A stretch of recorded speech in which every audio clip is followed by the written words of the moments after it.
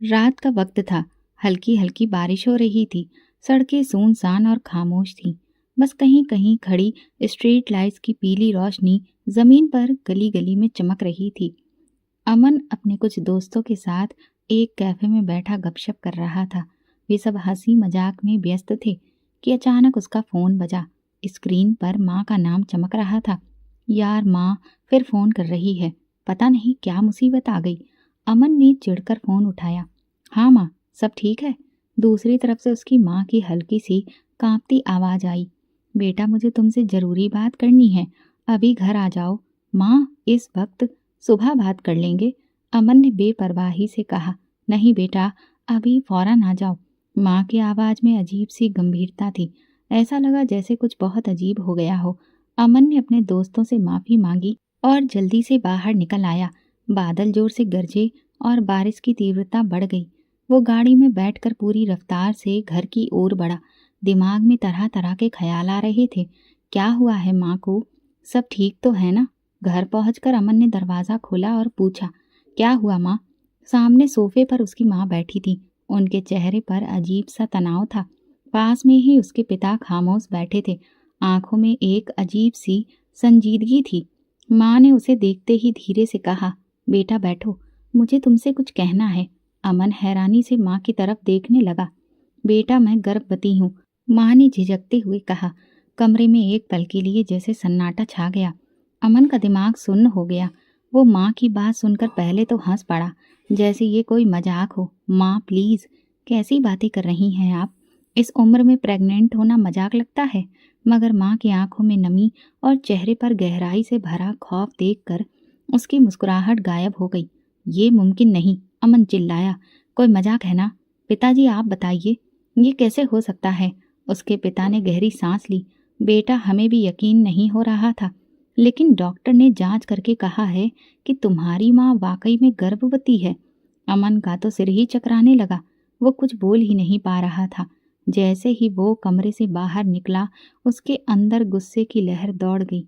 ये सब झूठ है। इस उम्र में ये कैसे मुमकिन हो सकता है? क्या किसी ने धोखा दिया है या फिर माँ कुछ छुपा रही है? माँ की आंखों से आंसू बहने लगे। बेटा, मैंने तुमसे कभी कुछ नहीं छुपाया। तुम्हें क्यों लगता है कि मैं झूठ बोलूंगी? अमन ने माँ की तरफ घृणा भरी नजर से देखा, फिर गुस्से में दरवाजा खोलकर बाहर निकल गया। बारिश तेज हो चुकी थी, लेकिन उसके अंदर का तूफान उससे भी ज्यादा तेज था। सुबह जब अमन ने आंखें खोली तो उसका दिमाग अभी भी उलझा हुआ था। वो सीधा डॉक्टर के पास गया ताकि खुद सच्चाई पता कर सके। डॉक्टर साहब, मुझे यकीन नहीं हो रहा कि मेरी माँ प्रेग्नेंट हो सकती है। कृपया मुझे सच बताइए, अमन ने घबराई हुई आवाज में कहा। डॉक्टर ने कुछ देर रिपोर्ट देखी, फिर गंभीरता से अमन की तरफ देखा। मिस्टर अमन, मैं समझ सकता हूँ कि आपके लिए ये अविश्वसनीय खबर है, लेकिन सारी मेडिकल रिपोर्ट्स यही कह रही हैं कि आपकी माँ गर्भवती है। ये केस असामान्य जरूर है, लेकिन नामुमकिन नहीं। ये सुनते ही अमन का दिल धक्क से रह गया। वो अपनी इज्जत के बारे में सोचने लगा। अगर ये खबर मोहल्ले में फैल गई तो, अगर उसके दोस्तों को पता चल गया तो लोग क्या कहेंगे? वो तेजी से फोन निकालने लगा और फिर तुरंत घर पहुंचा, जहां पर माँ बाप उसका इंतजार कर रहे थे। ये सब मैं बर्दाश्त नहीं कर सकता, अमन ने सख्त लहजे में कहा। घर में खामोशी थी, लेकिन उसके दिमाग में सवालों का तूफान चल रहा था। माँ, मुझे बताइए, ये सब कैसे मुमकिन है? उसकी आंखों में बेचैनी तैर रही थी। बेटा, मैं तुम्हें सब कुछ समय आने पर बताऊंगी, बस तुम मुझ पर भरोसा रखो, माँ ने धीरे से कहा। भरोसा? अमन ने ताना मारते हुए कहा। माँ, आपको अंदाजा भी है कि लोग क्या कह रहे हैं? मोहल्ले में बातें फैल चुकी हैं। दोस्त मेरा मजाक बना रहे हैं। रिश्तेदार हमें गिरी हुई नजरों से देख रहे हैं। अब तक शांत बैठे पिताजी धीरे से बोले, बेटा, लोग तो हमेशा ही बातें बनाते हैं, हमें सिर्फ सच का सामना करना है। कौन सा सच? अमन ने गुस्से से चिल्लाया। अगर मैं ये बर्दाश्त कर भी लूं तो लोग नहीं करेंगे। मैं अपनी इज्जत और ज्यादा बर्बाद नहीं कर सकता। अमन जैसे ही घर से बाहर निकला, हर तरफ काना फूसी और निगाहें उसका पीछा कर रही थी। देखो तो, अमन की माँ को बुढ़ापे में बेटा होने वाला है। ये इंसान खुद बाप बनने की उम्र का है, लेकिन यहाँ तो उल्टा ही मामला चल रहा है। क्या पता मामला कुछ और ही हो। ये आखिरी वाक्य सुनकर अमन का गुस्सा 7वें आसमान पर पहुंच गया। क्या ये लोग उसकी माँ के चरित्र पर शक कर रहे थे? वो तेज कदमों से अपने दोस्तों के पास पहुंचा। उनके चेहरे पर भी शरारत भरी मुस्कुराहट थी। यार, ये सब क्या चल रहा है? अमित ने आंख दबाकर पूछा। तेरी माँ वाकई में? बंद करो ये बकवास, अमन दहाड़ा। मगर दोस्त ठहाके मारकर हंसने लगे। वो गुस्सा क्यों हो रहे हो यार? वैसे तेरी फैमिली ने तो सबको सरप्राइज ही दे दिया, मनीष बोला। ये सुनकर अमन की सहनशीलता जवाब दे गई। उसने गुस्से में मनीष का कॉलर पकड़ लिया। एक और शब्द कहा तो अच्छा नहीं होगा। अमन की आंखों में खून उतर आया था। दोस्तों ने उन्हें छुड़ाया, मगर वे अमन का मजाक उड़ाते रहे। अब वो वहां और नहीं रुक सकता था। उसने तेजी से गाड़ी निकाली और अंधाधुंध सड़कों पर दौड़ने लगा। रात को वो घर लौटा तो माँ दरवाजे पर खड़ी थी। बेटा, कहाँ था तू? मैंने कितनी बार फोन किया, माँ ने चिंता से पूछा। वहीं जहाँ मेरी इज्जत अभी भी बची हुई है, अमन ने तीखे स्वर में कहा। अमन बेटा, मैं तुम्हारा ही भला चाहती हूँ। जो कुछ हो रहा है उसके पीछे एक सच है, मगर अभी वक्त नहीं आया है कि मैं सब कुछ बता सकूं। अभी वक्त नहीं आया? अमन का गुस्सा फट पड़ा। माँ, आप जानती हैं कि मुझे किस तरह की बेइज्जती का सामना करना पड़ रहा है। माँ ने खामोशी से आंखें बंद कर ली। एक आंसू उनके गाल पर बह निकला। बेटा, क्या तुम्हारी इज्जत मेरी इज्जत से बढ़कर है? माँ ने बस इतना कहा। ये वाक्य अमन के दिल को तीर की तरह चीर गया, मगर उस वक्त वो जज्बातों में अंधा हो चुका था। हाँ, मेरी इज्जत सबसे जरूरी है, ये कहकर वो तिलमिलाता हुआ अपने कमरे की तरफ बढ़ गया। रात के 12 बज रहे थे जब अमन गुस्से में भरकर अपने माँ बाप के कमरे में दाखिल हुआ। उसके चेहरे पर एक अजीब सी कठोरता थी। माँ बिस्तर पर लेटी हुई थी। उनकी कमजोर आंखें नींद में भी उदासी से भरी थी। पिता एक कुर्सी पर बैठे आसमान की तरफ देख रहे थे, जैसे ऊपर वाले से किसी मदद की उम्मीद कर रहे हों। अमन की सख्त आवाज ने कमरे की खामोशी को चीर दिया। माँ और पिताजी दोनों चौंक कर उसकी ओर देखने लगे। क्या हुआ बेटा? पिता ने घबराकर पूछा। अब आप लोग इस घर में नहीं रह सकते। अमन के शब्द किसी बिजली की तरह माँ के दिल पर गिरे। बेटा, ये क्या कह रहे हो? ये हमारा ही घर है। माँ की आवाज कांप रही थी। ये घर अब मेरा नहीं रहा और मैं अब तमाशा नहीं बन सकता। लोग मेरा मजाक उड़ा रहे हैं। मेरी इज्जत मिट्टी में मिल गई है और इस सब के जिम्मेदार आप दोनों हैं। माँ का चेहरा पीला पड़ गया, जैसे किसी ने उनकी रूह निचोड़ ली हो। पिता के हाथ कांपने लगे। बेटा, हम तुम्हारे माँ बाप हैं, हम कहाँ जाएंगे? माँ ने रोती हुई आवाज में कहा। मुझे नहीं पता, लेकिन ये घर अब आपके लिए नहीं है। अमन ने दरवाजे की ओर इशारा करते हुए कहा। चलिए, यहाँ से जाइए तुरंत। बेटा, भगवान के लिए ऐसा मत करो। पिता ने उसके हाथ पकड़ने की कोशिश की, लेकिन अमन ने गुस्से में अपना हाथ झटक लिया। मुझे भगवान का वास्ता मत दो, मैं बहुत कुछ बर्दाश्त कर चुका हूँ। अब बस निकलो यहाँ से। माँ की आंखों से आंसू बह निकले, लेकिन वो कुछ नहीं बोल सकी। वो पिताजी की तरफ देखने लगी, जैसे उनसे मदद मांग रही हो। बेटा, क्या तुम हमें इतनी आसानी से ठुकरा दोगे? हमने तुम्हें पाला पोसा है, कितनी कुर्बानियां दी हैं। पिताजी की आवाज भर्रा गई, मगर अमन ने एक नज़र भी उनकी ओर नहीं देखा। ये सब मत दोहराइए पिताजी, मैं अब और कुछ नहीं सुनना चाहता। बेटा, ये वक्त भी गुजर जाएगा, लेकिन ये जो जख्म दे रहे हो वो कभी नहीं भरेंगे। माँ ने प्रार्थना सी की। ये जगह मुझे खुद बनी बनाई लगती थी, लेकिन आपने मुझे दुनिया के सामने शर्मिंदा कर दिया। अमन ने दरवाज़ा खोल दिया। माँ ने एक आखिरी बार बेटे को देखा, लेकिन वहाँ पर सिर्फ क्रोध और नफरत था। चलो ममता, हमें अब अपनी जगह खुद तलाशनी होगी, पिताजी ने हार मानती हुई आवाज़ में कहा। माँ ने अपने हाथों से अपनी साड़ी ठीक की और नंगे पांव दरवाजे की ओर बढ़ गईं। वो जानती थी कि अब उनका बेटा उन्हें अपने घर में नहीं रखना चाहता। वो पिताजी के बाजू का सहारा लेकर दरवाजे से बाहर निकल गई।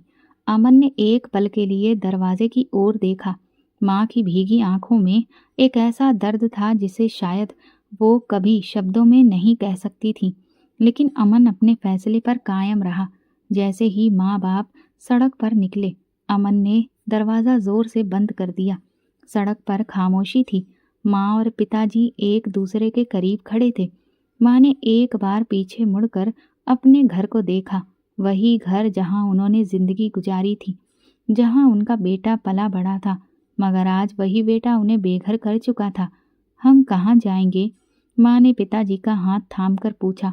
कहीं ना कहीं जगह मिल ही जाएगी ममता, फिक्र मत करो, पिताजी ने नम आवाज में कहा। लेकिन उनकी आवाज में वही टूटा हुआ दर्द था जो किसी बेसहारे बुजुर्ग में होता है। रात के अंधेरे में चलते चलते वे थक चुके थे। मौसम ठंडा हो रहा था। अब क्या करें ममता, कहाँ जाएं? पिताजी ने थके हुए लहजे में पूछा। माँ ने अपने आसपास नजर दौड़ाई। उन्हें समझ आ गया था कि अब उनके पास कहीं ठहरने की कोई जगह नहीं रही। अचानक पिताजी को एक ख्याल आया। एक ओल्ड एज होम है शहर के दूसरे कोने में, शायद हमें वहां पर सहारा मिल जाए। माँ ने धीरे से सिर हिलाया। उन्होंने एक आखिरी बार पीछे मुड़कर देखा, शायद किसी चमत्कार की उम्मीद में कि अमन दरवाज़ा खोलकर उन्हें बुला लेगा। मगर दरवाज़ा बंद ही रहा, बिल्कुल अमन के दिल की तरह। कुछ घंटे के सफ़र के बाद वे एक बिल्डिंग के सामने खड़े थे, जहाँ बोर्ड पर लिखा था सीनियर सिटीजन केयर होम। वहाँ के कर्मचारियों ने उन्हें सवालिया नज़रों से देखा, लेकिन उनकी बेबसी को समझते हुए एक छोटा सा कमरा दे दिया। कमरे में एक पुराना पलंग था, एक छोटी सी टेबल और दीवारों पर धुंधले रंग। माँ ने पलंग पर बैठते ही गहरी सांस ली, जैसे कि बरसों की थकान एक पल में उन पर हावी हो गई हो। ये जगह तो ठीक है ममता, कम से कम सर छुपाने की जगह तो मिली। पिताजी ने माँ को तसल्ली देने की कोशिश की। माँ ने जबरदस्ती मुस्कुराकर उनकी ओर देखा, लेकिन उनकी आंखें खाली थीं। ओल्ड एज होम में वक्त जैसे थम सा गया था। हर तरफ खामोशी थी। कभी कभी किसी बुजुर्ग के कराहने की आवाज़ या नर्स के कदमों की आहट सुनाई देती थी। माँ की तबीयत दिन ब दिन बिगड़ने लगी। वो घंटों चुपचाप बैठकर बस सामने देखती रहती।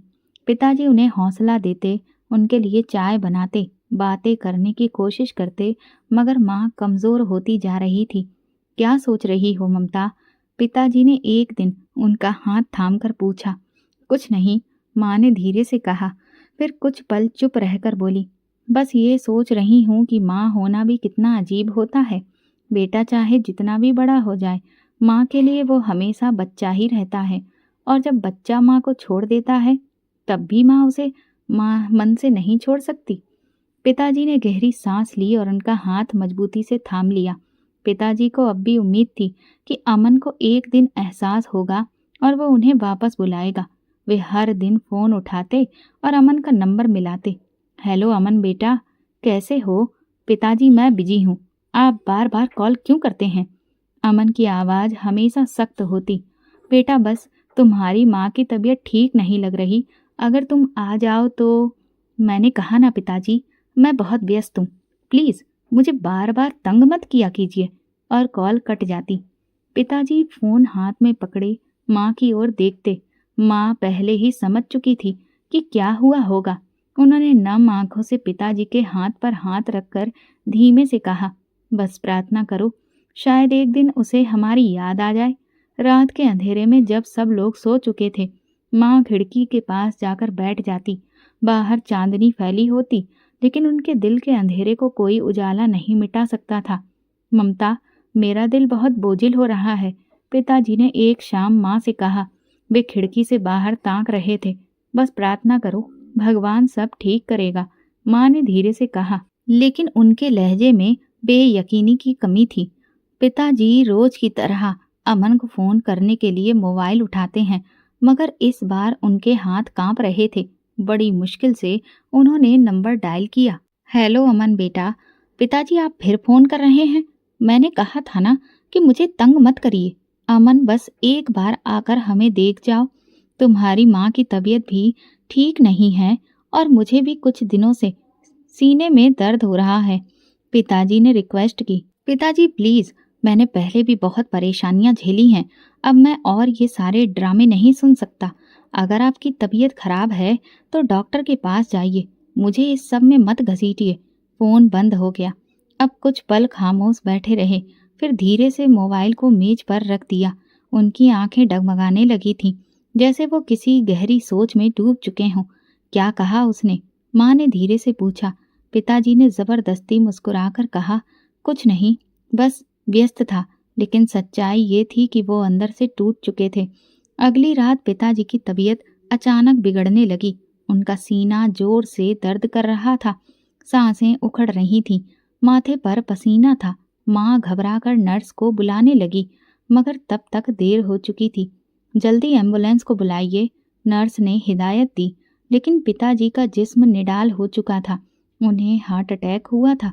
हमने पूरी कोशिश की, मगर वो डॉक्टर ने बात अधूरी छोड़ दी। माँ के कानों में जैसे कोई बम फट गया हो। ये नहीं हो सकता, मेरे पति ने नहीं जा सकते, वो तो बस कुछ पलों पहले ठीक थे। माँ ने रोते हुए कहा। लेकिन सच्चाई ये थी कि वो इस दुनिया में नहीं थे। माँ ने लड़खड़ाते हाथों से अमन का नंबर मिलाया। हेलो बेटा, तुम्हारे पिता। माँ की आवाज़ आंसुओं में डूब गई थी। वो हमें छोड़कर। कुछ पल के लिए खामोशी छा गई। पिताजी चले गए? अमन ने धीरे से दोहराया। हाँ बेटा, कम से कम आखिरी बार तो उन्हें देख लो। मगर अमन के दिल में कोई एहसास नहीं जागा। माँ, वो तो पहले ही बीमार थे, ये तो होना ही था। मैं नहीं आ सकता। माँ को लगा जैसे किसी ने उनके दिल में छुरा घोंप दिया हो। बेटा, वो तुम्हें आखिरी बार देखना चाहते थे। उनके चेहरे पर आखिरी वक्त में भी तुम्हारा ही नाम था। माँ प्लीज, मैं और जज्बातों की बातें सुनने के मूड में नहीं हूँ। मैं कल ऑफिस में व्यस्त हूँ। आप ही उनका अंतिम संस्कार करवा दीजिए। फोन बंद हो गया। माँ ने फोन को सीने से लगा लिया। उनके लब कांप रहे थे और आंखों से आंसू बह रहे थे। हे भगवान, ये कैसा इम्तिहान ले रहा है। वो सिसकियां लेकर बोली। उनकी जिंदगी का सबसे बड़ा सहारा उनके पति अब अंतिम यात्रा पर जा रहे थे, और उनका बेटा, जिसके लिए उन्होंने अपनी सारी जिंदगी खपा दी थी, वो उन्हें एक पल में ही अकेला छोड़ चुका था। वो एक बेजान लाश की तरह अस्पताल की बेंच पर बैठ गई। उनकी आंखों में दर्द, बेबसी और दुख के सिवा कुछ भी नहीं था। अमन बेटा, तुमने अपनी माँ को जीते जी मार दिया। ओल्ड एज होम के आंगन में खामोशी छाई हुई थी, सिवाय कुछ परिंदों की चहचहाट के, जो माहौल को थोड़ा कम बोझिल बनाने की नाकाम कोशिश कर रहे थे। माँ बेंच पर बैठी बस सूनापन बोल रही थी। 2 दिन हो चुके थे, लेकिन अमन का कोई फोन, कोई संदेश, कुछ भी नहीं आया। वो अपने पिता के अंतिम संस्कार पर भी नहीं आया। माँ, क्या आपको उम्मीद थी कि वो आएगा? नर्स ने धीरे से पूछा, जो कई दिनों से उनके साथ में थी और उनकी हालत देखकर परेशान थी। माँ ने एक उदास मुस्कुराहट के साथ सर झुका लिया। नहीं बेटी, मुझे उम्मीद नहीं थी। बस दिल में कहीं एक उम्मीद थी कि शायद मेरा बेटा पछताकर लौट आए, शायद एक नज़र अपने बाप का चेहरा देख ले। मगर वो भी पूरी ना हो सकी। उनकी आंखें भर आईं। दूसरी तरफ अमन अपने ऑफिस में बैठा हुआ था। सर, सुना है कि आपके पिताजी का देहांत हो गया। हम बहुत अफसोस करते हैं, एक कर्मचारी ने हिम्मत करके कहा। अमन ने एक नज़र उसकी तरफ देखा, जैसे वो इस बात का जिक्र भी सुनना नहीं चाहता था। हाँ, हो गया, लेकिन ये जिंदगी का हिस्सा है। लोग आते हैं और चले जाते हैं। तुम लोग अपने काम पर ध्यान दो, इन फिजूल बातों पर नहीं, उसने बेपरवाही से कहा और फिर फाइलों में व्यस्त हो गया। उसके जहन में कहीं पर भी पछतावा नहीं था, ना ही कोई गम। माँ की खामोशी सिर्फ बाहर नहीं, अंदर भी गहरी होती जा रही थी। वो कई दिनों से ठीक से खाना भी नहीं खा रही थी और उनकी तबीयत खराब होती जा रही थी। मगर उनके अंदर पलने वाली नन्ही जान ने हर बार उनकी हिम्मत टूटने नहीं दी थी। तू जिंदा है मेरे बच्चे, मैं तेरे लिए जी रही हूँ, वो अपने पेट पर हाथ रखकर धीरे से कहती। रात को वो अपने कमरे में अपने बिस्तर पर पड़ी अमन के बचपन की तस्वीरें देख रही थी। हर तस्वीर में एक मासूम हंसता खेलता बच्चा था, जो माँ के बिना एक पल नहीं रहता था। यही बच्चा था ना, जो मुझे छोड़कर चला गया। उनकी आंखों से आंसू गिरने लगे। वो आज भी अमन के इंतजार में थी। वो आज भी चाहती थी कि वो पलट कर आए, एक बार कहे, माँ मैं आपसे मोहब्बत करता हूँ। मगर हकीकत ये थी कि अमन अपनी दुनिया में मगन था और माँ, वो तो अपनी बेबसी के साथ तन्हाई में फूलती ही चली जा रही थी। ओल्ड एज होम की पुरानी दीवारों के बीच माँ खामोशी से बैठी अपने हाथों को देख रही थी। उनकी उंगलियां दर्द कर रही थीं। ये बच्चा, आखिर ये मुमकिन कैसे हुआ? नर्स सानिया ने रिपोर्ट देखते हुए हैरत से कहा। डॉक्टर भी इस उलझन में थे। इतनी उम्र में बच्चा ठहरना तकरीबन नामुमकिन था, लेकिन सच्चाई ये थी कि माँ वाकई में पेट से थी। ये सब कुछ अजीब लग रहा था। डॉक्टर ने संजीदगी से कहा, मेडिकल साइंस में ऐसे केस बड़े ही अलग होते हैं। हमें कुछ टेस्ट करने होंगे। माँ ने खामोशी से डॉक्टर की तरफ देखा, फिर धीरे से बोली, मुझे किसी और टेस्ट की ज़रूरत नहीं है। मैं जानती हूँ सब कुछ ठीक है। डॉक्टर और नर्स एक दूसरे को हैरानी से देखने लगे। लेकिन माँ, ये मामूली बात नहीं है कि आपकी उम्र में इस हालत में, सानिया ने धीरे से कहना चाहा, मगर माँ ने हाथ उठाकर उसे रोक दिया। मैं कह चुकी हूँ, मुझे और कोई टेस्ट नहीं करवाना। माँ का लहजा कमज़ोर मगर मजबूत था, जैसे वो हकीकत को किसी से छिपाना नहीं चाहती थी।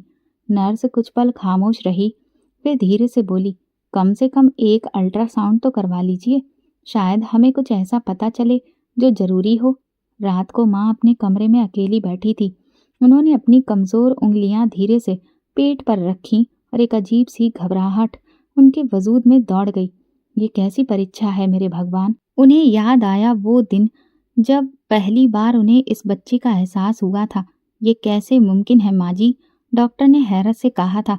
क्या आपने कभी किसी को इस बारे में कुछ बताया? कोई ऐसी बात जो हमारे लिए जानना जरूरी हो? माँ ने बस खामोशी ओढ़ ली थी। वो जानती थी कि अगर उन्होंने सच बता दिया तो लोग भरोसा कम करेंगे। लेकिन क्या वो ये राज हमेशा छुपा सकती थी? क्या होगा अगर सच्चाई सामने आ गई? क्या अमन को कभी पता चलेगा कि उसकी माँ ने ये सब क्यों सहा? माँ जानती थी एक दिन सच जरूर खुलेगा, मगर वो वक्त अभी नहीं आया था।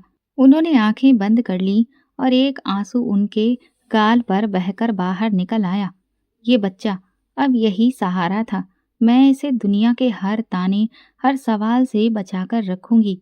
रात का वक्त था और अमन अपने ऑफिस में बैठा लैपटॉप पर काम कर रहा था। बारिश की बूंदें खिड़की से टकरा रही थीं और उसके आसपास खामोशी थी, मगर उसके अंदर एक बेनाम सी बेचैनी थी, जैसे कुछ गलत होने वाला हो।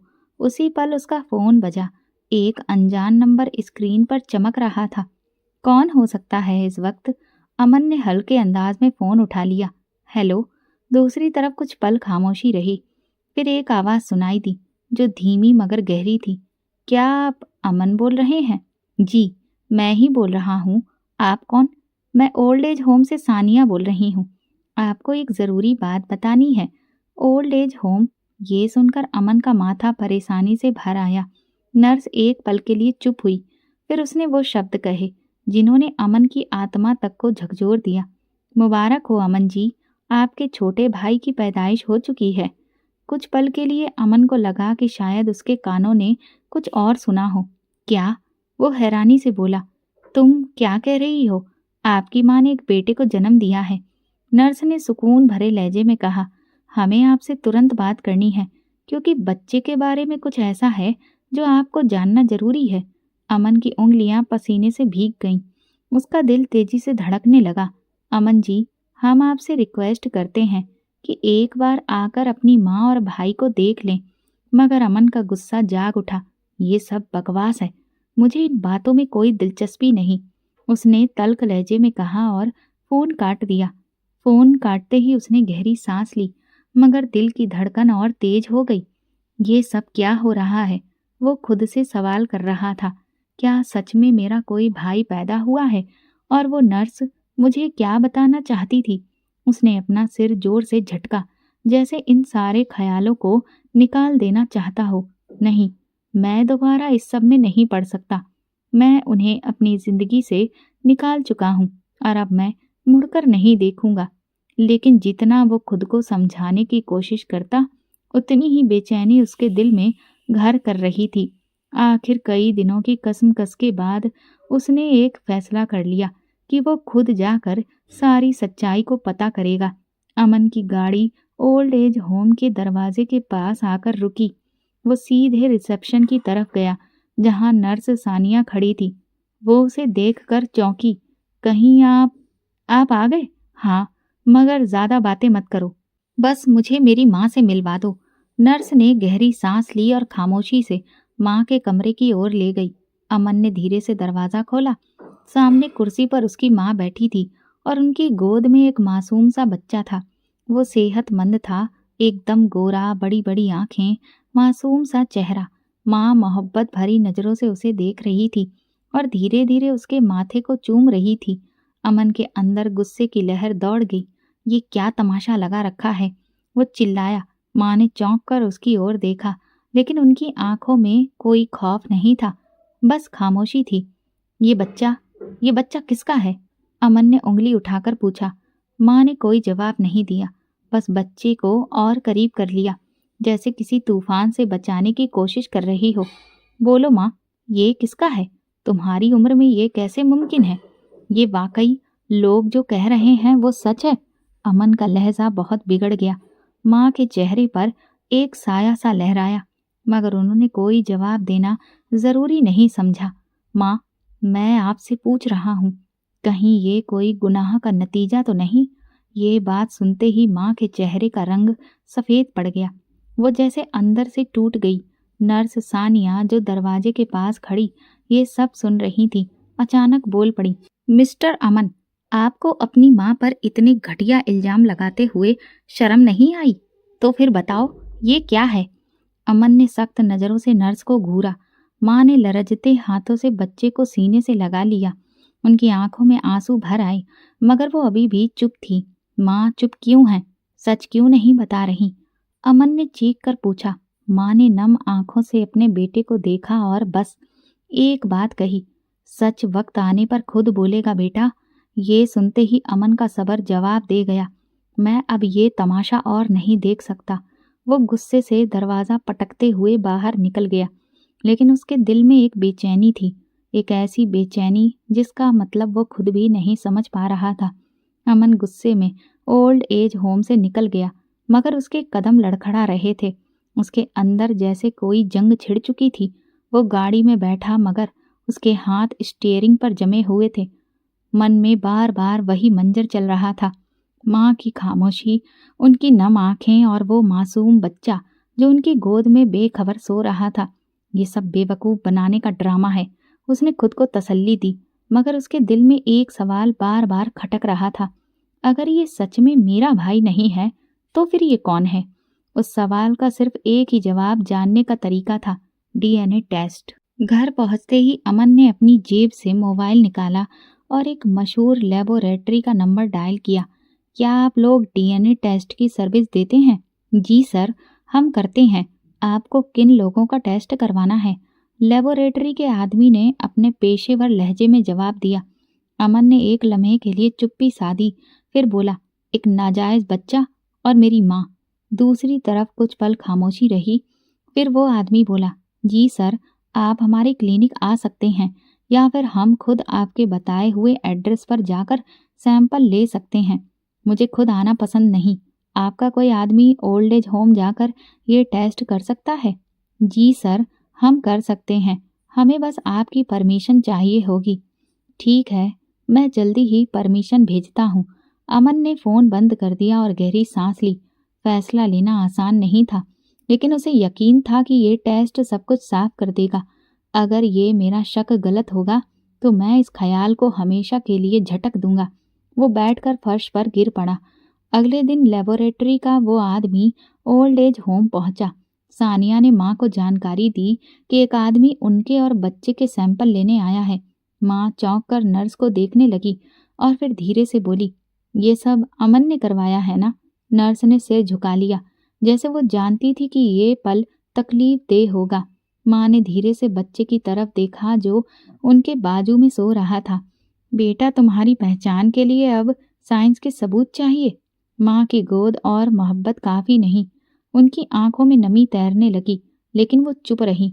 उस आदमी ने खामोशी से उनका और बच्चे का सैंपल लिया और रिपोर्ट के लिए कुछ दिनों की मोहलत मांग कर चला गया। ओल्ड एज होम की खामोश फिजा में एक बेचैनी फैल गई थी। उधर नर्स सानिया बार बार लेबोरेटरी को फोन कर रही थी। वो रिपोर्ट के इंतजार में थी और उसका दिल किसी अनहोनी का आभास करा रहा था। आखिरकार जिस दिन का सूरज उगा उस दिन सच्चाई का पर्दा उठना था। लेबोरेटरी के आदमी ने ओल्ड एज होम में आकर नर्स को एक मोहर बंद लिफाफा थमा दिया। ये आपकी डीएनए रिपोर्ट है, अब आप इसे खुद देख लें। वो आदमी इतना कहकर चला गया। नर्स ने कांपते हाथों से लिफाफा खोला। जैसे ही उसकी नज़र रिपोर्ट पर पड़ी उसका रंग उड़ गया। ये कैसे हो सकता है? ये शब्द उसके होंठों पर आकर रुक गए। उसकी आंखें हैरानी से फैल गईं और हाथ में पकड़ी रिपोर्ट कांपने लगी। नहीं, ये गलती हो सकती है, वो बड़बड़ाई। रिपोर्ट को दोबारा पढ़ा लेकिन शब्द वही थे। ये बच्चा अमन का सगा भाई नहीं बल्कि उसका बेटा है। नर्स के कदम लड़खड़ा गए। उसने जल्दी से माँ के कमरे की तरफ दौड़ लगाई। माँ जो अपनी चारपाई पर चुपचाप बैठी हुई थी, नर्स की घबराई हुई शक्ल देखकर चौंक गई। क्या हुआ बेटी, तुम इतनी घबराई हुई क्यों लग रही हो? माँ ने धीरे से पूछा। नर्स ने धड़कते दिल के साथ रिपोर्ट उनकी तरफ बढ़ाई। माँ ने गहरी सांस ली, जैसे वो पहले से जानती थी कि उस कागज पर क्या लिखा होगा। माँ जी, ये क्या है? नर्स की आवाज़ धीमी थी। माँ ने नज़रें नीचे कर लीं, जैसे उनकी आंखों में कोई राज दफन था जो अब दुनिया के सामने आ गया था। ये सच है बेटी, उन्होंने धीरे से कहा, लेकिन ये कैसे मुमकिन है? नर्स को यकीन नहीं आ रहा था। माँ की आंखों से आंसू टपके और उन्होंने बच्चे को सीने से लगा लिया। ये वक्त आने पर सबको पता चल जाना था और आज वो वक्त आ गया है। दूसरी तरफ अमन भी बेचैन था। वो रिपोर्ट के इंतज़ार में था, मगर उसे यकीन था कि वो ऐसा नतीजा देखेगा जो उसके सारे सवालों का जवाब देगा। लेकिन जब उसके मोबाइल की घंटी बजी और नर्स की घबराई हुई आवाज़ सुनाई दी तो उसका दिल जोर से धड़कने लगा। अमन साहब, आपको तुरंत ओल्ड एज होम आना होगा। रिपोर्ट आ चुकी है और आपको खुद अपनी आंखों से ये सच देखना होगा। अमन का माथा शिकनों से भर गया। क्या मतलब? ऐसा क्या लिखा है उस रिपोर्ट में? नर्स कुछ पलों के लिए चुप रही और फिर धीरे से बोली, ये बच्चा तुम्हारा सगा भाई नहीं बल्कि ये तो तुम्हारा अपना बेटा है। ये सुनते ही अमन को लगा जैसे जमीन उसके पैरों तले खिसक गई है। क्या बकवास है ये कैसे मुमकिन है? उसका शरीर कांपने लगा। यही सच है अमन साहब, नर्स ने कहा। आपको खुद अपनी माँ से ही ये राज पूछना होगा। अमन के हाथ से फोन गिर गया। वो सांस लेना भूलने लगा। उसके जहन में एक ही सवाल गूंज रहा था, ये सब कैसे हुआ? आखिर ये सच मेरे सामने इतनी देर से क्यों आया? वो गाड़ी की चाबी उठाकर पागलों की तरह बाहर निकला और पूरी रफ्तार से ओल्ड एज होम की तरफ दौड़ पड़ा था। रास्ते में उसके मन में अजीबोगरीब ख्याल आ रहे थे। जैसे ही वो वहां पर पहुंचा तो तेजी से अंदर दाखिल हुआ। नर्स सानिया पहले ही दरवाजे पर खड़ी थी, जैसे उसका ही इंतजार कर रही हो। कहाँ है मेरी माँ? अमन ने झल्लाकर पूछा। अंदर अपने कमरे में, नर्स ने धीरे से कहा। लेकिन अमन साहब, जरा उनसे आराम से बात करिए, वो पहले से ही बहुत तकलीफ में हैं। तकलीफ में हैं? अमन ने ताना मारा। और मैं क्या हूँ? मेरी पूरी दुनिया हिल चुकी है और तुम कह रही हो कि मैं आराम से बात करूं? वो तेजी से दरवाजा धकेल कर अंदर दाखिल हुआ। माँ चारपाई पर बैठी थी। बच्चा उनके गोद में सो रहा था। जैसे ही अमन अंदर आया वो धीरे से सीधी होकर बैठ गई, लेकिन उनकी आंखों में वो गहरी उदासी थी जो पिछले कई महीनों से जमी हुई थी। माँ, अमन की आवाज में गुस्सा, सदमा और बेयकीनी सब शामिल थे। ये क्या है? ये सब झूठ है ना? माँ ने धीरे से बेटे को देखा। उनकी आंखों में आंसू तैरने लगे। बेटा, मैं जानती थी कि एक दिन तुम आओगे और सवाल करोगे, तो फिर जवाब दो माँ। ये बच्चा मेरा भाई नहीं बल्कि मेरा बेटा कैसे हो सकता है? माँ की आंखों से आंसू गिरे, लेकिन वो चुप रही। माँ, कुछ तो बोलो। क्या सच में आपने ऐसा कोई कदम उठाया जिससे हमारी इज्जत मिट्टी में मिल गई? ये सुनकर माँ का चेहरा पीला पड़ गया।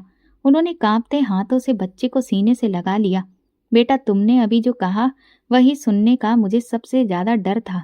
माँ, आपका चुप रहना मेरे शक को और बढ़ा रहा है। मुझे सब जानना है। अभी इसी वक्त माँ ने गहरी सांस ली, जैसे वो बरसों का बोझ एक पल में उतारना चाहती हो। बेटा, मैं जो कहने जा रही हूँ उसके लिए खुद को तैयार कर लो, क्योंकि ये सच तुम्हारे अंदर सैलाब खड़ा कर देगा।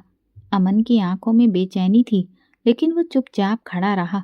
माँ ने एक नज़र सोते हुए बच्चे पर डाली, फिर अमन की तरफ देखा और बोली, बच्चा तुम्हारा बेटा है अमन, और ये उसी गुनाह की निशानी है जो तुमने कुछ साल पहले किया था।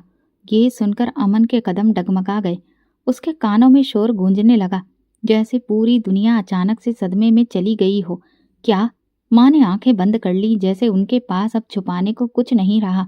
हाँ अमन, ये वही सच्चाई है जो मैंने 9 महीने तक अपने अंदर छुपा कर रखी है।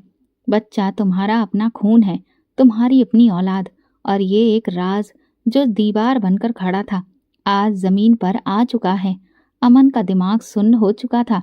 माँ के शब्द बिजली की तरह उसके वजूद में गूंज रहे थे, और वो अपनी जगह पत्थर सा खड़ा रह गया। ये झूठ है, उसने जोर से कहा, जैसे खुद को यकीन दिलाने की कोशिश कर रहा हो। ये कैसे हो सकता है? बच्चा मेरा बेटा कैसे हो सकता है?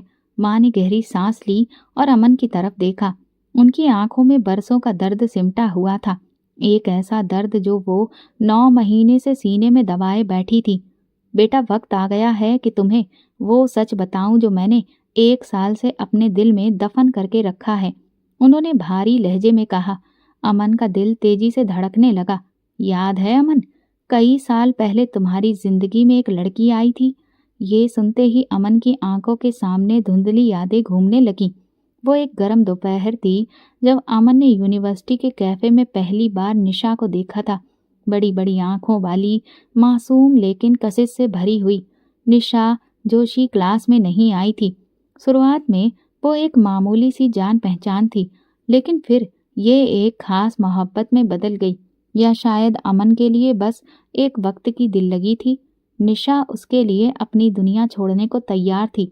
वो उस पर भरोसा करती थी, उसे बेपनाह प्यार करती थी, मगर अमन, वो तो बस खेल खेल रहा था। अमन, क्या तुम मुझसे शादी करोगे? एक दिन निशा ने उम्मीद भरी नजरों से पूछा था। अमन हंस दिया था, जैसे ये सवाल मजाक हो। निशा यार, अभी हम बहुत छोटे हैं, जिंदगी में बहुत कुछ करना है और मजे भी करने हैं। उसकी आंखों में नमी थी, मगर वो फिर भी उसे उसके साथ रही। यहाँ तक कि एक दिन वो अमन के धोखे का शिकार हो गई, जब निशा ने उसे बताया कि वो पेट से है। अमन का रंग उड़ गया। ये मेरी मुसीबत नहीं है निशा, उसने बेरहमी से कहा था। ये सब तुम्हारी गलती है, मुझे इन सब मामलों में मत घसीटो। निशा गिड़गिड़ाती रही, लेकिन अमन ने उसे छोड़ दिया। वो चली गई हमेशा के लिए, और अमन ने कभी पलटकर उसकी खबर भी नहीं ली। माँ ने आंसू पोंछते हुए दोबारा अमन की तरफ देखा। निशा ने तुम्हें कभी कुछ नहीं बताया, लेकिन वो अपनी आखिरी सांस तक तुम्हारी मोहब्बत के धोखे को सीने से लगाए बैठी रही। माँ की आवाज कांप रही थी। वो बहुत बीमार हो चुकी थी। जब उसे लगा कि वो मरने वाली है, तो वो मेरे पास आई। वो जानती थी कि तुमने उसे ठुकरा दिया है, मगर फिर भी उसने अपना बच्चा तुम्हारे पास छोड़ने का फैसला किया। उसने कहा, आंटी, मैं अमन को माफ नहीं कर सकती, मगर मैं चाहती हूँ कि मेरा बच्चा अनाथ ना हो। आप एक माँ हैं, आपको एहसास होगा कि माँ की ममता क्या होती है, और मैं कैसे इनकार कर सकती थी। माँ की आंखों में आंसू थे। मैंने ये फैसला किया, मगर सोचा कि अगर मैंने सच बता दिया तो लोग तुम पर उंगली उठाएंगे। मैंने अपने बुढ़ापे में ये गुनाह अपने सर ले लिया, ताकि तुम्हें समाज की नज़रों में शर्मिंदगी ना उठानी पड़े। अमन के सिर पर जैसे किसी ने पहाड़ तोड़ दिया हो।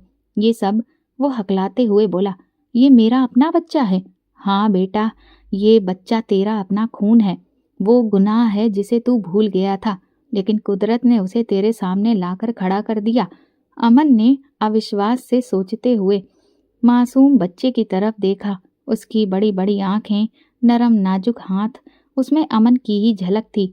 उसकी आंखों में आंसू छा गए। नहीं, ये नहीं हो सकता। वो जमीन पर बैठ गया, मगर सच्चाई सामने आ चुकी थी। यही जिंदगी का इंसाफ था। तूने एक माँ की मोहब्बत को ठुकरा दिया। आज कुदरत ने तुझे इस मुश्किल में डाल दिया। माँ ने धीरे से कहा। अमन की आंखों से आंसू बहने लगे। माँ, आपने ये सब मेरे लिए किया। उसके होंठ कांप रहे थे। माँ ने नम आंखों से बेटे की तरफ देखा और धीरे से सिर हिलाया। हाँ बेटा, मैंने अपनी इज्जत कुर्बान कर दी ताकि तुम्हारी इज्जत बनी रहे। मैंने अपने माथे पर ये कलंक का टीका लगा लिया ताकि तुम्हारा बच्चा इस दुनिया में नाजायज ना कहलाए। नहीं, ये सब झूठ है। अमन पीछे हटने लगा, जैसे सच्चाई को खुद से दूर करना चाहता हो, मगर माँ की आंखों में सच्चाई थी, वो सच्चाई जिससे वो भाग नहीं सकता था। माँ ने गहरी सांस ली और अपनी कहानी सुनाने लगी। जब निशा मेरे पास आई, वो बहुत बीमार थी।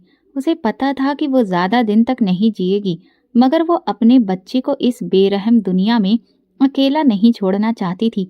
उसने कहा, आंटी, मैं बस आपसे ये प्रार्थना करती हूँ कि मेरे बच्चे को सहारा दीजिए, इसे दुनिया के तानों से बचा लीजिए। अमन ने मुझे ठुकरा दिया, लेकिन मेरा क्या कसूर था? इस मासूम का क्या कसूर है? माँ की आंखों से आंसू बहने लगे। मैं उसके दर्द को समझ सकती थी। अमन, मैं माँ हूँ, मैं जानती हूँ माँ बनना कितना बड़ा इम्तिहान होता है।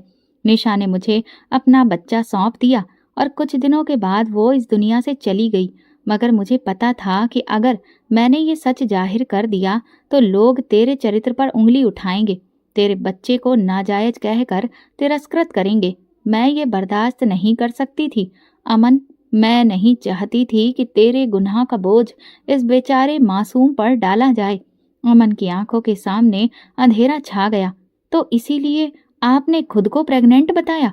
वो धीमे लेकिन घबराए लहजे में बोला। माँ ने सिर हिलाया। हाँ बेटा, मैंने अपने बुढ़ापे में वो बोझ अपने सर पर ले लिया जिसका असली जिम्मेदार तू था। मैंने अपनी जिस्म की कमजोरी, अपनी उम्र की हकीकत, सब कुछ झुटला कर ये दिखावा किया कि मैं माँ बनने वाली हूँ, सिर्फ इसलिए ताकि कोई इस मासूम पर उंगली ना उठा सके। मैंने लोगों के ताने सुने, खुद को शर्मिंदा होने दिया। मैंने सब बर्दाश्त किया, वो सब जो एक माँ कभी नहीं कहना चाहती, मगर मैंने अपने पोते को अनाथ होने के दाग से बचा लिया। अमन के कदम डगमगा गए। उसे लगा जैसे उसके पैरों के नीचे से जमीन खिसक रही हो। उसने गुस्से में अपनी माँ को घर से निकाल दिया था, उन्हें बेइज्जत किया था, उन पर व्यभिचार का इल्जाम लगाया था, और आज वो सच्चाई सुन रहा था कि सब कुछ सिर्फ उसकी खातिर ही किया गया था। माँ, मैंने आपके साथ ये क्या कर दिया? उसकी आवाज में घबराहट और शर्मिंदगी थी।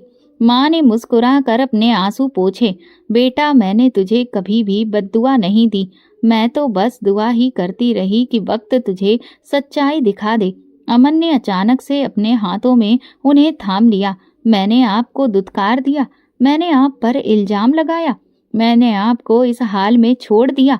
वो फफक पड़ा। बेटा, अब जो होना था वो तो हो चुका, मगर ये वक्त तुझे एक फैसला लेने पर मजबूर कर देगा।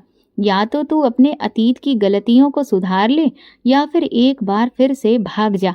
अमन ने माँ की तरफ देखा, जिनकी गोद में वो बच्चा था जिसे वो अब तक अपना भाई समझता था, मगर सच्चाई में तो वो उसका बेटा था। उसके वजूद पर शर्मिंदगी हावी थी। क्या मैं इस बच्चे को अपना सकता हूँ? क्या मैं इतना बड़ा बोझ उठा सकता हूँ? ये सवाल उसके दिमाग में घूम रहे थे, मगर जवाब अब तक धुंधला था। माँ का चेहरा सफेद पड़ चुका था, सांसें उखड़ रही थीं। वो चारपाई पर लेटी थी, उनकी आंखें आधी खुली थीं, जैसे वो दुनिया और बेहोशी के बीच झूल रही हो। माँ की तबीयत ठीक नहीं लग रही है, हम अस्पताल जा रहे हैं, अमन ने घबराकर कहा और नर्स को बुलाया। माँ जी की हालत बहुत खराब हो चुकी है, हमें तुरंत अस्पताल जाना ही होगा, नर्स सानिया ने कहा। अमन ने जल्दी से उन्हें सहारा देकर गाड़ी में बिठाया और तेजी से अस्पताल की ओर बढ़ गया। रास्ते में उसकी नजरें बार बार माँ के ऊपर ही जा रही थीं। माँ, प्लीज मुझे माफ कर दो, मैंने आपके साथ बहुत गलत किया। उसकी आवाज कांप रही थी। माँ ने धीरे से अपनी आंखें खोली। उनकी नजरें अमन के चेहरे पर थीं। उनकी आंखों में ना कोई गुस्सा था ना नाराजगी, बस एक गहरी उदासी। बेटा, मैंने तुझसे कभी गुस्सा नहीं किया, मगर याद रख, वक्त का कर्ज हमेशा चुकाना पड़ता है। ये सुनते ही अमन के दिल में चुभन सी हुई। वो उन शब्दों का मतलब समझने की कोशिश कर ही रहा था कि माँ की आंखें बंद होती दिखीं। वो घबरा गया। माँ, प्लीज आंखें खोलो, अस्पताल आ रहा है, आप बिल्कुल ठीक हो जाएंगी। वो बेसब्री से बोला। गाड़ी अस्पताल के दरवाजे पर रुकी। डॉक्टर भागते हुए आए। इन्हें तुरंत वार्ड में ले जाना होगा, एक डॉक्टर ने कहा। अमन की नजर माँ के बेजान शरीर पर थी, जिसे पलंग पर ले जाया जा रहा था। वो कुछ कहना चाहता था, लेकिन उसके होंठ चुप थे। कई घंटे बीत चुके थे। अमन अस्पताल के कॉरिडोर में बेचैनी से चक्कर लगा रहा था। डॉक्टर आईसीयू से बाहर आई। उनके चेहरे की गंभीरता बता रही थी कि हालात नाजुक है। अमन साहब, हमें प्रार्थना करनी होगी कि आपकी माताजी की तबीयत संभल जाए, मगर उनकी हालत बहुत कमजोर हो चुकी है। ये सुनकर अमन की आंखें नम हो गईं। वो अस्पताल के मंदिर में जाकर भगवान से प्रार्थना करने लगा। मैं गुनाहगार हूँ। मैंने अपनी माँ के साथ गलत किया, उनकी मोहब्बत को नजरअंदाज किया। लेकिन तुम तो दयालु हो भगवान, तुम तो माँ से भी ज्यादा मोहब्बत करते हो। प्लीज मेरी माँ को बचा लो। उसकी आंखों से आंसू बह रहे थे। हिचकियां पूरे हॉल में गूंज रही थीं। अस्पताल के कमरे में मौत जैसी खामोशी थी। मशीनों की बीप बीप की आवाज धीमी पड़ रही थी। अमन माँ के पास बैठा उनका हाथ थामे रो रहा था। माँ प्लीज, मुझे माफ कर दो। मैं बहुत बुरा बेटा था, लेकिन आपकी मोहब्बत के बिना मैं कुछ भी नहीं। आंखें खोलो माँ, एक बार कह दो कि आपने मुझे माफ कर दिया। मैं आपके बिना कैसे जीऊंगा। नर्स सानिया कमरे के दरवाजे पर खड़ी रो रही थी। डॉक्टर धीरे से आकर माँ की नब्ज देखने लगा, फिर अमन की तरफ देखकर सिर झुका लिया। माफ कीजिए अमन जी, अब वो नहीं रही हैं। ये शब्द सुनते ही अमन पर बिजली बनकर गिर गए थे। उसने माँ के बेजान हाथों को चूमा, माथा उनके कदमों पर रख दिया और बेतहासा रोने लगा। माँ हमेशा के लिए जा चुकी थी, मगर जाते जाते वो अमन को सबसे बड़ा सबक दे गई थी। माँ की मोहब्बत ऐसी ही होती है। वक्त का कर्ज कभी माफ नहीं होता। सूरज डूब चुका था। आसमान लाल था, जैसे किसी बड़े नुकसान का मातम कर रहा हो। अमन माँ की चिता के पास बैठा था। आंखों से आंसू रुकने का नाम नहीं ले रहे थे। माँ, मैंने आपको खो दिया, उसने धीरे से कहा, जबकि सामने वाली माँ अब सुन भी नहीं रही थी। हवा में खनकती शांति और शमशान की खामोशी उसके अंदर की तन्हाई को और गहरा कर रही थी। मैंने अपनी जिंदगी में हर चीज को अपनी इज्जत और जिद पर कुर्बान कर दिया, लेकिन ये नहीं सोचा कि आपकी मोहब्बत मेरी सबसे बड़ी दौलत थी। उसने अपनी माँ की राख को हाथों में लिया, जैसे वो अपनी माँ को आखिरी बार छूना चाहता हो। अगर मैं वक्त को वापस ला सकता तो कभी आपको मुझसे दूर नहीं जाने देता। अगर मैंने आपका यकीन कर लिया होता तो आज आप मेरे साथ होती। माँ, हिचकियों के बीच उसने आसमान की ओर देखा और फिर पहली बार दिल से दुआ मांगी। हे भगवान, मेरी माँ और पिताजी को स्वर्ग में एक ऊंचा मकाम देना। उनके बिना ये दुनिया भी एक वीरान जगह है। हवा में हल्की सी सरसराहट हुई, जैसे कि कायनात ने उसकी दुआ सुन ली हो। माँ की मौत के बाद अमन की दुनिया खाली हो चुकी थी। ओल्ड एज होम में नर्स सानिया ने बच्चे को अपनी गोद में उठाया और अमन की तरफ देखा। ये बच्चा तुम्हारा अपना खून है अमन, और फैसला तुम्हें करना है। क्या तुम भी अपनी माँ की तरह कुर्बानी दोगे या फिर इसे भी अनाथ छोड़ दोगे? अमन ने नर्स के हाथों में बच्चे को देखा। वो नन्हा सा वजूद जो अब तक सच्चाई से बेखबर अपनी मासूम आंखों से इस दुनिया को देख रहा था। अमन के आंखों में आंसू आ गए। उसे अपनी माँ की वो कुर्बानी याद आई जो उन्होंने उसे और इस बच्चे को बचाने के लिए दी थी। धीरे धीरे उसने हाथ बढ़ाया और बच्चे को नर्स की गोद से ले लिया। जैसे ही उसने बच्चे को अपनी बाहों में लिया, उसके अंदर कुछ बदलने लगा। मैं तुम्हें कभी अकेला नहीं छोड़ूंगा, अमन ने मजबूती से कहा। जो गलती मैंने अपनी माँ के साथ की वो अब दोबारा नहीं होगी। सालों गुजर गए, वक्त का पहिया घूमता रहा और अमन की जिंदगी बदलती रही। उसने अपने बेटे को अपनी बाहों में उठाया था, उसे अपने दिल की धड़कन समझकर पाला था और अपनी माँ की मोहब्बत को याद करते हुए उसे वो सब कुछ दिया जो शायद वो पहले किसी को नहीं दे सका था। वो एक अच्छा पिता बनने की पूरी कोशिश करता रहा, मगर किस्मत के फैसले हमेशा इंसान की मर्जी से नहीं होते। आज अमन 75 साल का हो चुका था और वो वहीं था जहाँ कभी उसके माँ बाप थे, एक ओल्ड एज होम में। वही पुरानी खामोश दीवारें, वही तन्हाई, वही इंतजार। वो एक कुर्सी पर बैठा खिड़की से बाहर देख रहा था, जैसे किसी का इंतजार कर रहा हो, जैसे कोई पुरानी याद उसकी आंखों में बस गई हो। उसी पल एक नर्स उसके पास बैठकर बोली, आज आप कुछ ज्यादा ही खामोश लग रहे हैं अमन जी, क्या सोच रहे हैं? अमन ने धीरे से सिर उठाया। आंखों में बरसों का दर्द और पछतावा था। बस जिंदगी को देख रहा हूँ, वो बोला। वही जिंदगी जो इंसान को वही सब वापस लौटा देती है जो वो दूसरों के साथ करता है। नर्स ने हल्की सी मुस्कुराहट के साथ पूछा, आपकी तबीयत ठीक तो है ना? अमन ने गहरी सांस ली। जानती हो, एक वक्त था जब मैंने अपने माँ बाप को यहाँ छोड़ दिया था, क्योंकि मुझे लगता था कि वो मेरी जिंदगी के लिए बोझ बन गए हैं। मैंने उनके जज्बातों की परवाह नहीं की, बस अपने घमंड, इज्जत और समाज की बातों को ज्यादा अहमियत दी। नर्स खामोशी से सुनती रही और अमन की आंखों से आंसू बहने लगे। फिर जब मैं बाप बना तो सोचा कि मैं अपनी गलतियों को सुधार लूंगा। मैंने अपने बेटे को वो सब कुछ देने की कोशिश की जो मैंने खो दिया था। अपनी माँ की तरह उसकी परवरिश की, उसे अपने खून पसीने से बड़ा किया, अच्छा इंसान बनाया, अच्छी शिक्षा दी, बेहतरीन जिंदगी दी। अमन की आवाज लड़खड़ाने लगी थी। लेकिन आज वही बेटा जिसे मैं अपनी दुनिया समझता था, जिसके लिए मैंने अपनी पूरी जिंदगी कुर्बान कर दी थी, उसी ने मुझे यहाँ पर छोड़ दिया, वहीं जहाँ कभी मैंने अपने माँ बाप को छोड़ा था। नर्स ने हैरानी से पूछा, आपका बेटा? हाँ, वही जिसे मैंने अपने सीने से लगाकर पाला था, वही जिसकी खातिर मैंने और मेरी माँ ने सब कुछ सहा था। अमन का दिल किसी बोझ तले से दब गया था। पता है नर्स बेटी, मेरी माँ ने जाते हुए एक बात कही थी और वो सच हो गई। कौन सी बात? नर्स ने पूछा। बेटा, मैंने तुझे कभी भी बद्दुआ नहीं दी, लेकिन वक्त का कर्ज हमेशा ही चुकाना पड़ता है। ये कहकर अमन की नजरें शून्य में खो गईं। इस कहानी से जिंदगी की एक कड़वी हकीकत सामने आती है। वक्त कभी भी किसी का कर्ज नहीं छोड़ता। जो हम दूसरों के साथ करते हैं, वही किसी न किसी रूप में हमारे पास वापस लौटता है। माँ बाप की इज्जत और मोहब्बत वो चीज है जो हर रिश्ते से बढ़कर होनी चाहिए, क्योंकि जब वक्त पलटता है तो वही एहसास दिलाता है, जो बोया था वही काटना पड़ता है।